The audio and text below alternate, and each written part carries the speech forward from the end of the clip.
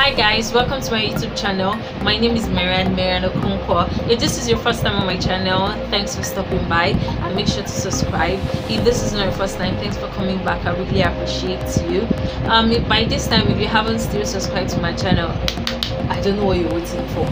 So make sure to hit the subscribe button. It's very easy. Just click the subscribe icon just below this video and make sure to click the notification bell so that you'll be notified anytime I have a new tutorial on my channel. So from the name of this from the title of this video, you probably already know what I'm going to talk about. So today's video is about how to achieve or how to get all A's in your exams. Yes, I meant distinction, and it's very possible for you to have all A's in your examination or whatever examinations you want to take. If you want to know how to achieve all A's in all your examinations, then keep on watching.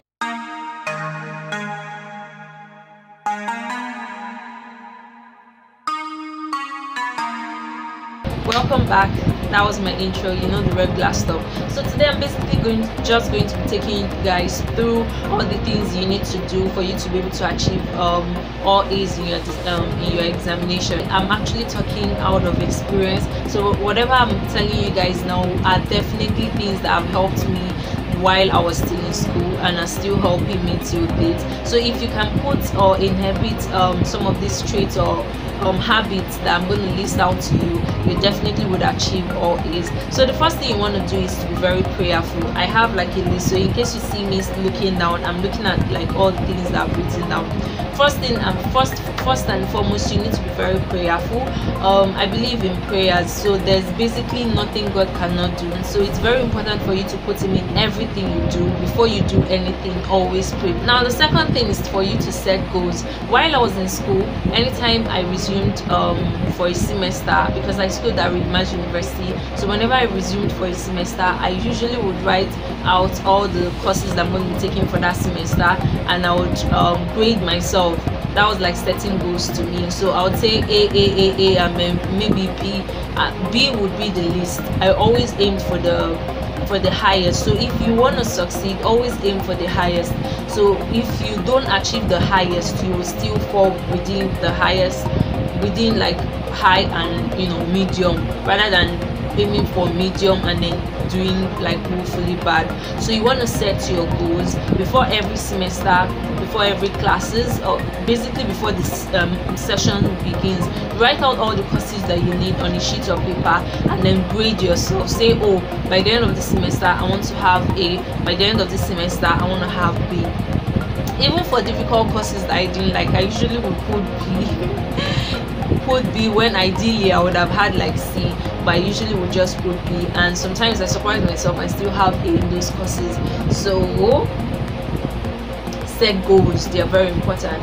The third thing you want to do is for you to take your test very seriously and for you to prepare for them. I don't know if I don't know what they call assessment test in other places, but in Nigeria here we just call it continuous assessment test. So basically it happens at the middle of a semester, just for the lecturer to find out how far you've understood what he has been blabbing and teaching about in school. That takes me to the fourth point, which is for you to always take your assignment as seriously as possible. So aside from tests, because I don't know, from my own school, assessment test, that assignment and then the test in class is usually over 40, or initially it was over 30, then they increased it to over 40. So basically that means that you have 40 marks at your disposal. So how you decide to get your 40 marks, whether you want the 40 marks or 20 marks, it depends on you, because that's the easiest way to have B. So if you have like say 30 in your test over 40, and then you go to the exam and then you have maybe 50 or 40, that's 70 something, and 75 I think was usually A, or 70 or 75 is usually A, and that gives you an A automatically. So you want to take your assignment very seriously. When giving an assignment, you need to go to the library, source out, look for materials, go to the internet and look for materials to use for your assignment. Then you can even meet like your seniors, those that are ahead of you, that have taken the same courses, just so they put you through.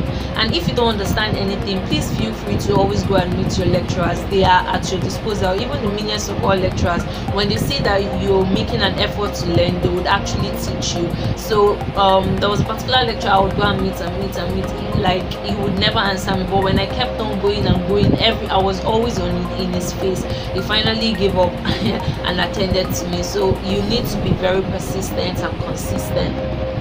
That takes me to the fifth point. The fifth point is for you to be very respectful to your lecturers.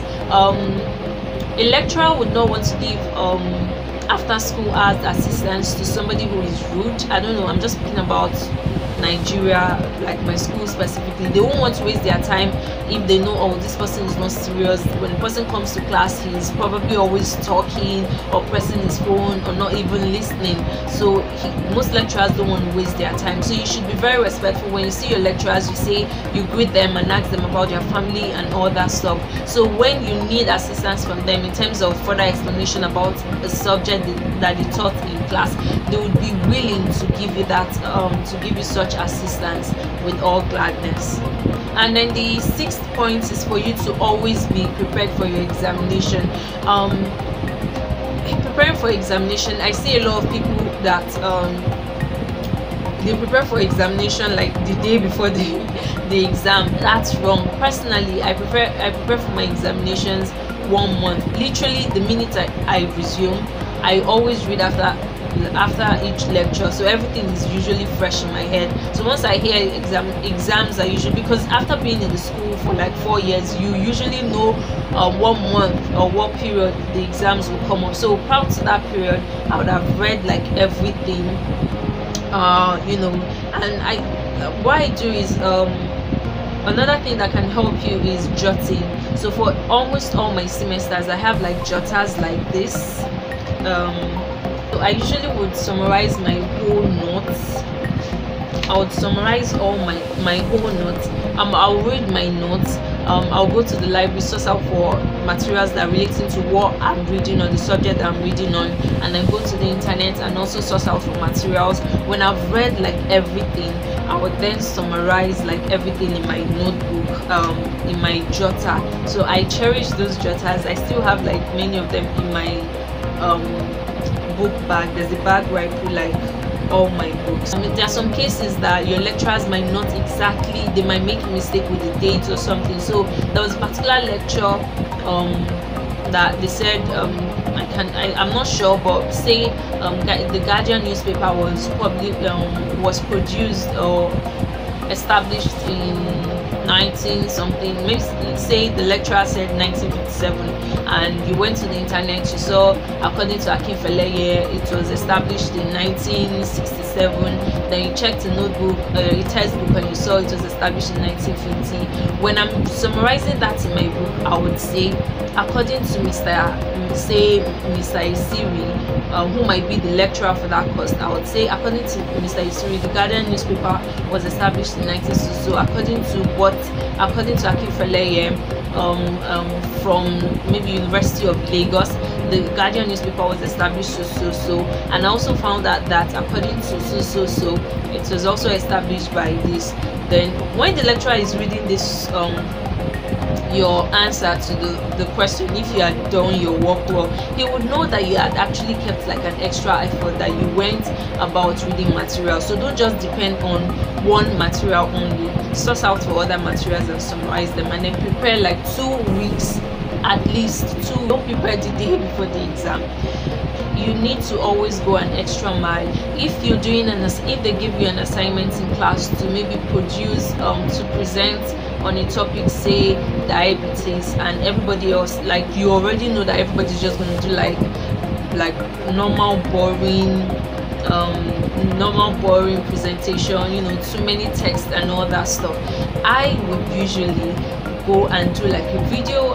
Most times I love always producing videos for all my assignments.